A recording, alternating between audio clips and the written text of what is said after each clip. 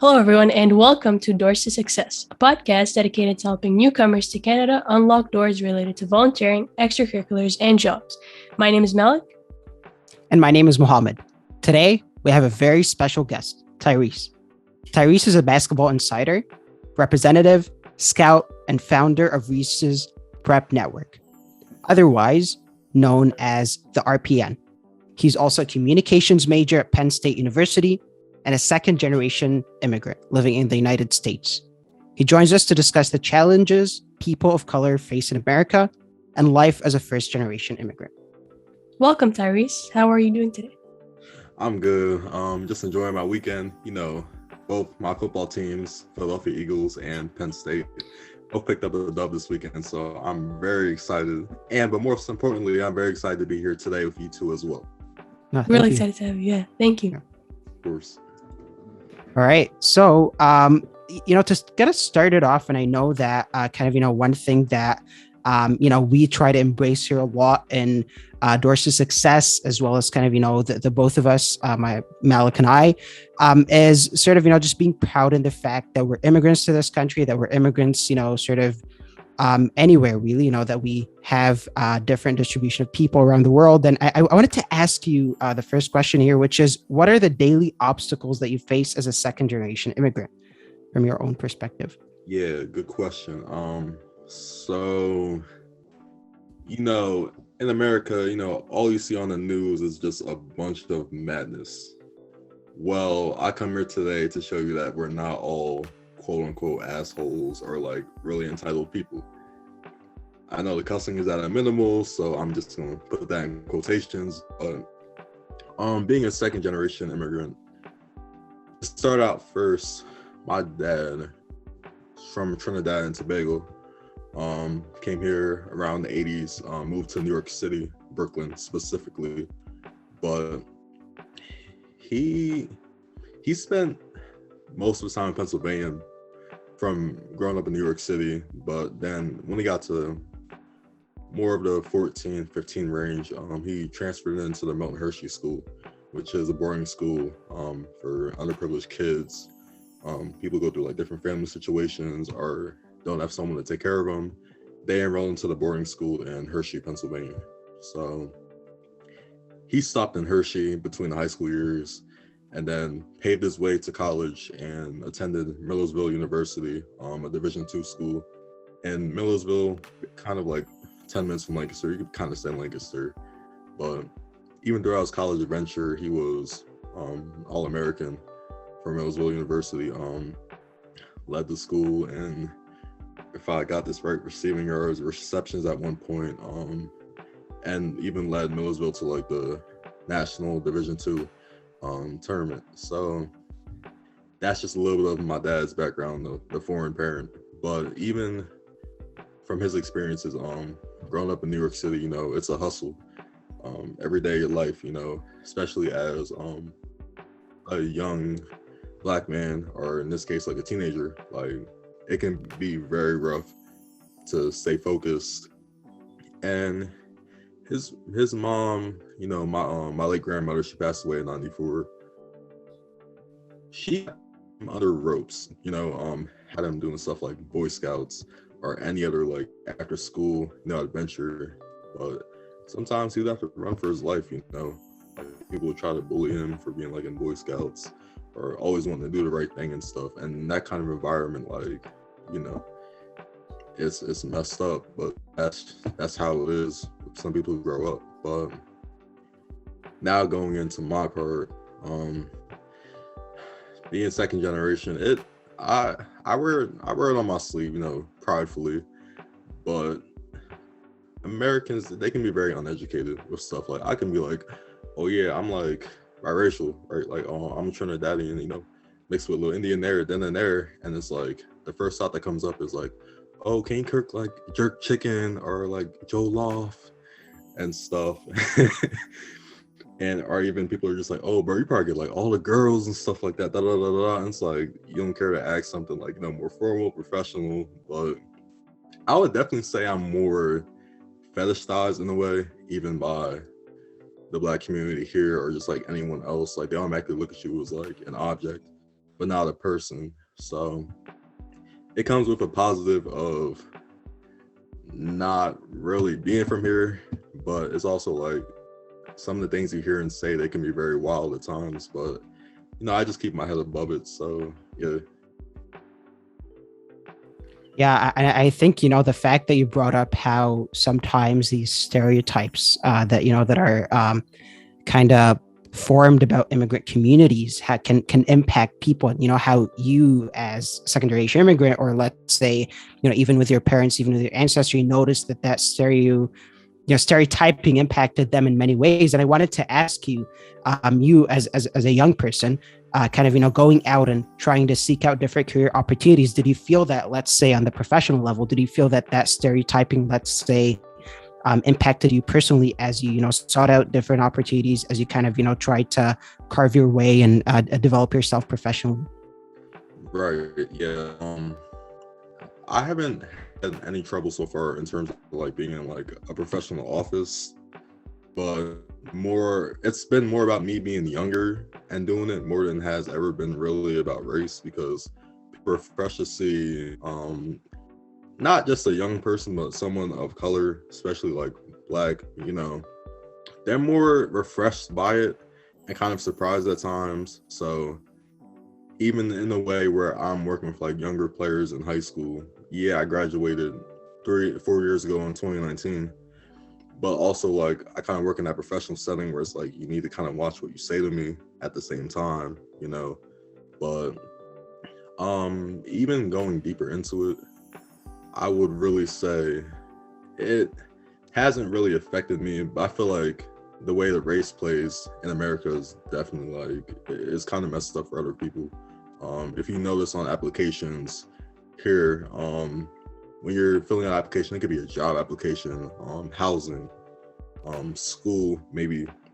There's a category on there that's listed race all the way down from like Asian, Black, African American, and I kind of find it messed up. Like, why does race factor in this? But even on my end, I look to correct it, even because I have players recruit for them whenever they're working for me. And I added some things in there like nationality and stuff, but I almost added that too, but that's just the American nature of being like, quote unquote, like obsessed with race. But, I want to improve that and change that by just not adding the race card to it for like, oh, you have to be like Black from England to work with me. You have to be white and from Canada to work with me. Like, I step away from all that. But it definitely does play a part, because some people just won't hire you, if you're Black. They might go to a Latin worker because they're stereotypically hardworking, stuff like that. But again, like, it does play a huge factor in those kind of offices. But I really had trouble with it. That's just how I see it on my end. Yeah, and I think that even with your work and what you do, you're trying to get more people from around the world to show representation, because I think that it really does matter to kind of break those stereotypes. And that kind of just leads us to the next question. And I wanted to ask you, as a person living in America and someone who works with basketball players from around the world, do you feel like racialized basketball players are discriminated against by scouts in America? Yes. Before I go into that question, just to put it out there, one thing I like about the sport of basketball is that it doesn't discriminate. As you've seen 2 years ago, around this time, some of August, but the NBA, when they were in the bubble in Florida, they all had social messages, across their back. They kneeled for the national anthem. They had even messages on the court and stuff, and those guys were constantly on social media, like, advocating for that, while trying to protect themselves and put on, for everyone else during a very difficult time. But that kind of made me realize a lot more that basketball is definitely more united than a lot of sports, in a way where even at the high school prep level, college, like, the kids that go to those schools, like, you can maybe be a kid from like Jersey teaming up with a kid from like middle of nowhere, Iowa, or maybe be someone from New York City playing with someone from like Spain who only knows like minimal like, you know, English. But I always find that kind of cool how like basketball just brings everyone together to play as a team and to play team basketball to win. And I always found that kind of cool with basketball, and that's why it's my favorite sport, not from playing, you know, not from what I do, but it brings more people together, you know. But going into the scouts and race, it's a deep question for me. I would say, from what I've noticed and how college coaches recruit kids, let's say more on the American side first. You know, it's very political, I would say. Or certain coaches only reaching to go to kids who like grew up rough, came from, you know, the trenches, came from like, you know, rundown areas. And I kind of find it like, it always rubs me really weird when I see that, like, they only want the kids from Philly, New York City, you know, parts of Jersey, like regionally around here. But that always kind of rubbed me the wrong way. And coming from a dude who was recruited at one point by a school, and I was working my hardest to get to the school, like, and this was like a year after high school, like when I transferred like from Pittsburgh back home and stuff. But I noticed the people they had on their roster was like Jersey, Philly, parts of Virginia, DC and stuff, which, like, you know, it's kind of cool or whatever. But at the same time, you kind of notice the trend, and it's just kind of like, why are you only trying to get like a bunch of black players from there, you know? Why don't you look in your backyard, you know? Why don't you look internationally, you know? But it's just definitely plagued the way. And I know basketball, you know, there's a lot of African American players across all boards. But I always found that weird, like, how white coaches tend to do that a lot. And they think like those are the only like groups of people who can play basketball in America. And it's not everybody, but in terms of recruiting, I definitely have noticed that a lot throughout my adventure. Or even let me think. It's something else in mind, but I'm gonna keep it like in myself for now. But even internationally, as I've started opening things up for international players, there's definitely a bias by college scouts. Some programs they're afraid to take a risk on a kid from stuff like, even so, I'm not gonna say who and what, but I was trying to help this girl from Germany get over here, and even if she was expected to graduate high school this year and come back to do her post-grad year, this one scout wouldn't take her because like he was afraid she wasn't playing in like a top tier league, or wasn't seeing like enough film. And I mean, the film part, I do understand that though, but you know me, I go to bat for some kids, you know. But it's definitely political. They want Americans first, but I do all I can, really. And it doesn't change like overnight, you know, but that's why I'm giving people a chance now in the fall, you know. I'm trying to help them do whatever I can.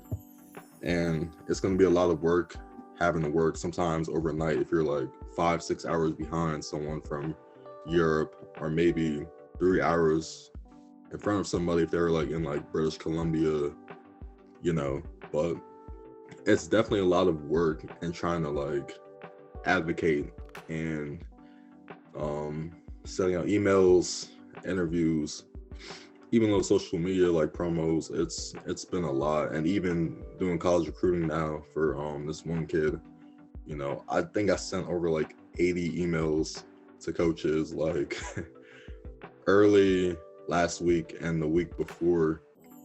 But I think I was up to like 6 a.m. doing something one night too. But it's a lot.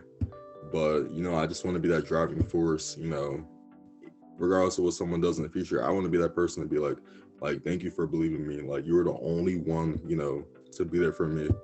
And, you know, that means a lot for everything. And like, I don't do it for profit, you know. So I do what I can. I make money on my own ends, other places, but I try to change the narrative between how people are looked at. So, I take pride in it. But yeah.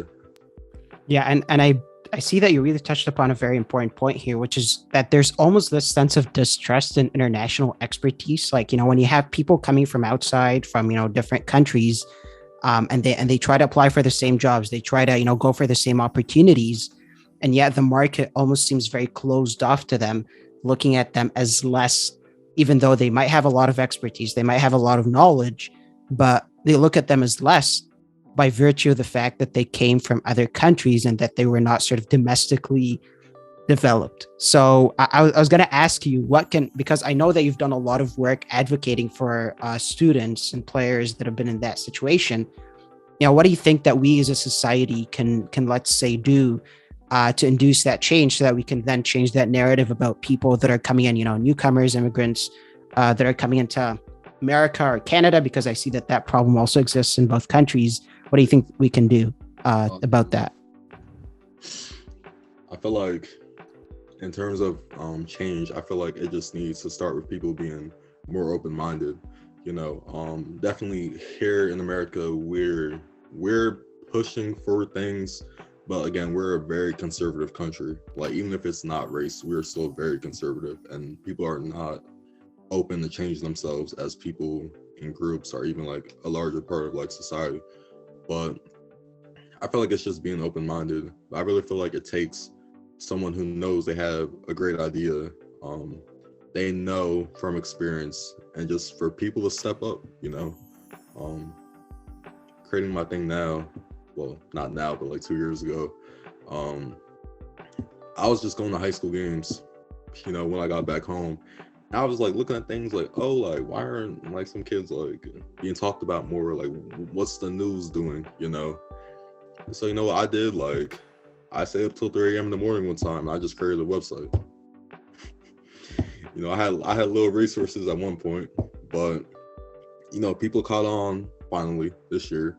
But it took me 2 years. But I just want to change. I was tired of seeing the same AU programs like not really help kids, or the same school coaches like are in it for their own good. But I really just feel like it just takes like real leadership to make change. And even international kids, I feel like I have that sense where I have more of a connection with them, maybe because my dad's from a different country, so I'm used to being around someone like that.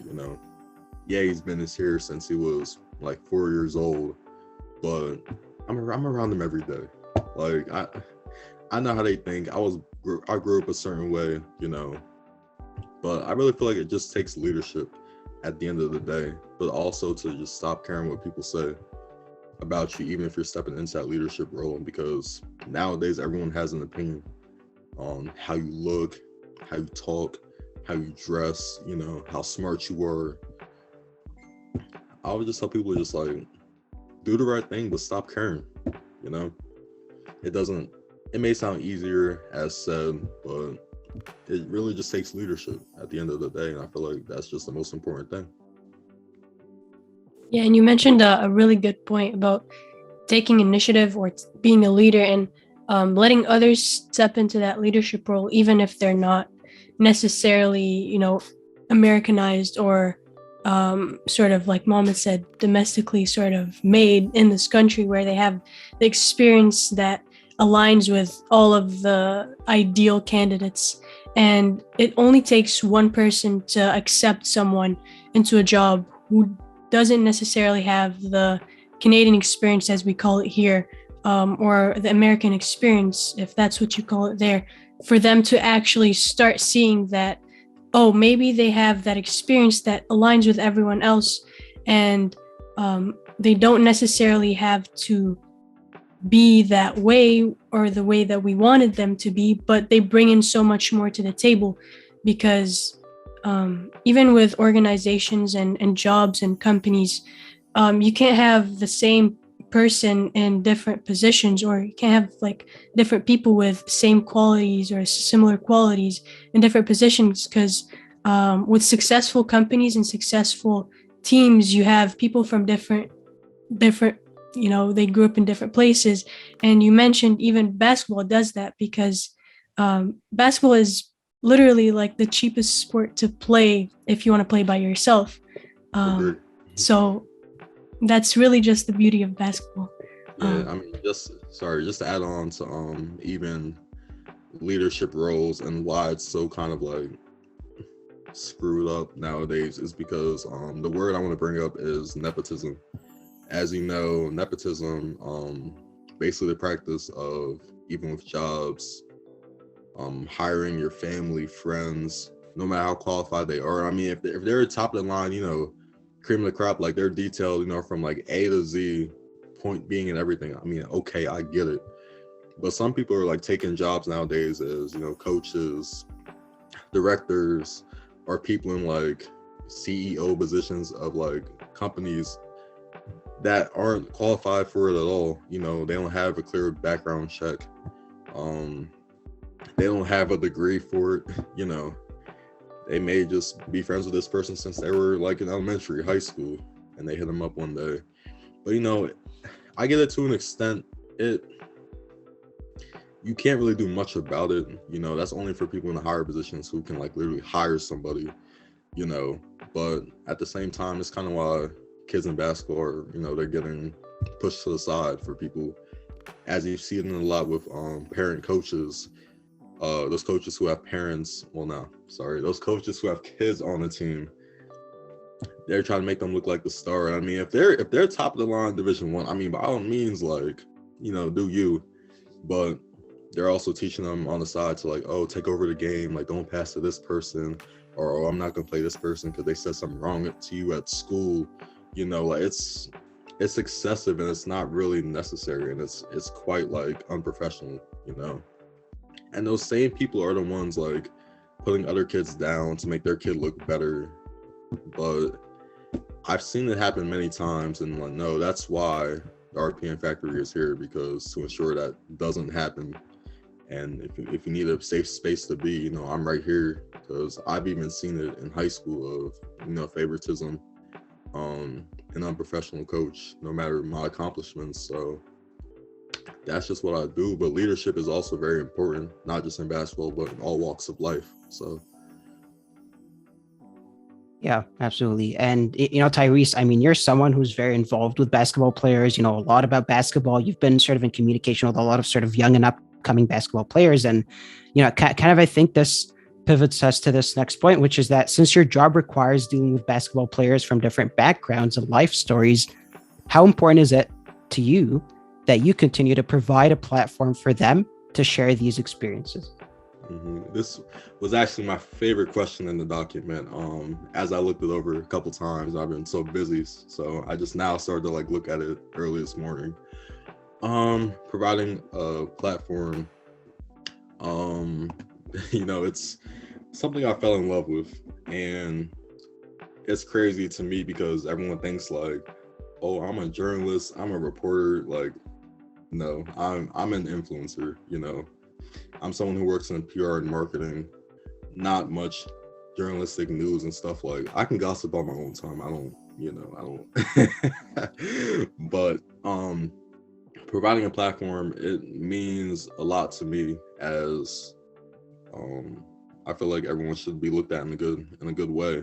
And having kids who get, again, from last question, get pushed to the side or aren't being like used correctly, I can relate to them, because that was me at one point. It was really just me and my dad navigating recruitment during the high school days, mid-10s, late 10s. But that was me at one point. It took a toll on me mentally. I felt like I'm doing all of this work at times, and I'm getting pushed over by a guy who's like, I could see not even lasting, even 2 years playing college basketball because of an attitude issue, like not lasting at the next level. But I've seen it, all things from north to the south end, even playing on the circuit and stuff. But the game has grown to be very political, and a lot of kids get shot down by it because it's not much about player development anymore.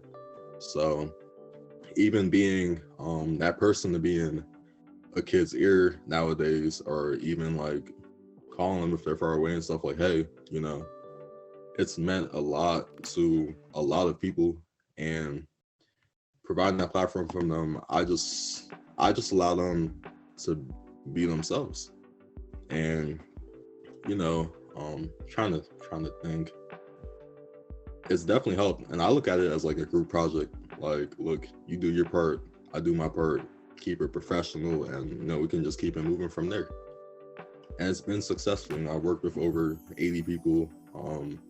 Some have gotten more scholarships just from my work alone. But me actually providing like factual information about the kid, and not just like saying like, oh, they're the greatest shooter in the country. Like, I hate that like fake propaganda, fake news and stuff. But no, I like to keep things in perspective and keep it real, but also install confidence in the kid, you know, as it's very needed in today's world, as everyone just looks for the negative. You know, why not talk about the positive? Not just that this kid's scoring 15 to 20 points a game and I'm working with them, but they're excellent students in the classroom. Like, they're part of art club, drama club, they're in National Honor Society, or just bringing up a moment in time where I feel like I just connected with them. But, you know, you just shared a laugh with somebody, you know, like, that's very important. You see their personality. But, you know, I just feel like my platform definitely strives to uplift people on the independent scene who can just use a boost, but also establishing that connection, which is very, very important. And I think you mentioned quite a few things about getting deeper into the person, and just it's not only basketball, but it's also more about them and their experience as international players. And from your experience dealing with international players, but more specifically Canadian players, even before then, it kind of just leads to this question where it's like, what do you think, as an outsider, life in Canada is like? I know you hear the statement like Canada is better, but do you actually believe that? So I think in a way of living, in terms of like healthcare, maybe education, Canada, they don't tend to gatekeep things away from their citizens. As you know, in school, they'll pretty much just teach you what's actually real life, and not just like, oh, Christopher Columbus was a white man who sailed over to, like, no. I mean, some instances could be a little different, I don't know. And again, the indigenous problem, but we're not going to go into that. But I feel like it's more progressive up there in terms of being able to live.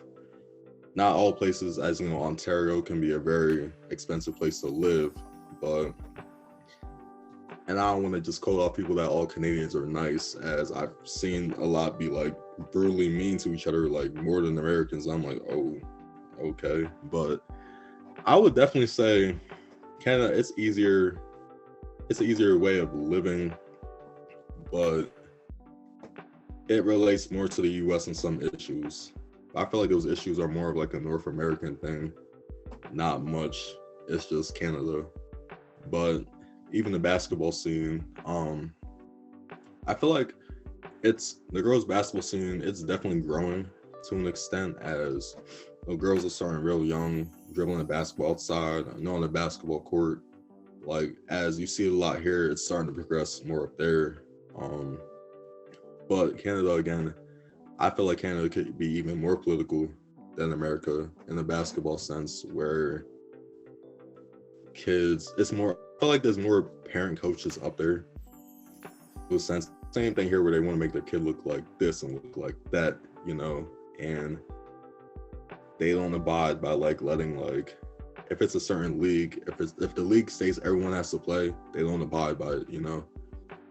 And I feel like it's just kind of messed up in that sense, where then it's like, okay, how do kids get showing off? Like, how's the contact period up there for you sports, even when you think about it? Like, this is why a lot of Canadians are like starting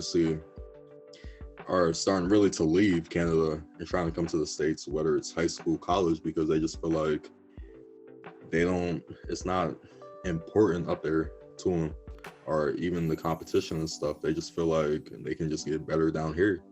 But a way of life, No, I don't think Canada's a bad country. It's on my list if I wanted to move countries if I ever get tired of being here. But I feel like it's an okay country. Winters are definitely brutal. Um, but I mean, y'all probably live in the best province, so like food's probably slapping all across the board. Of course, y'all have Drake. I mean, Justin Bieber, all of them. So I mean, there's definitely a culture there, but I feel like it's just like any other country. There's good, there's bad. So I just think that's how the world's shaped, and that's just my take on it. Good stuff. Awesome. Thank you so much for Tyreese for being here with us today. It was really a pleasure talking to you, exploring a little bit about what you do, as well as, kind of your own perspectives about different issues. I think that this discussion will hopefully sort of, allow people to reflect on the different issues that we discussed here today, but also provide your own perspective, our perspective, and sort of, maybe provide some nuance to the conversation on these issues as well. Appreciate the opportunity to have discussed with you these different topics. And did you want to mention anything as we close off today? I just wanted to say thank you for having me. First and foremost, I don't get invited to a lot of stuff. It may look a little different on social media and stuff like that, but I have to do everything for myself, and I was never really popular. Like someone's always trying to like rise above me, so I have to do whatever in my power to step foot and be like, hey, so it's definitely more of the advocation part, stepping up for myself. But I didn't, Malik thought of me, I kind of was like, hey, da da da, but she was like, oh, you just want to come on? I was like, oh yeah, sure. But I just wanted to thank both of y'all for inviting me today and just giving me a chance to even speak. I mean, that means a lot, that I just have to do everything for myself, that someone else is giving me the opportunity. So again, thank you. Yeah, thank you, Tyreese, and it was a real pleasure talking to you. And thank you everyone for listening to us. And this was our second episode of this podcast with Doors to Success. Thank you for listening. Thank you for listening, everyone.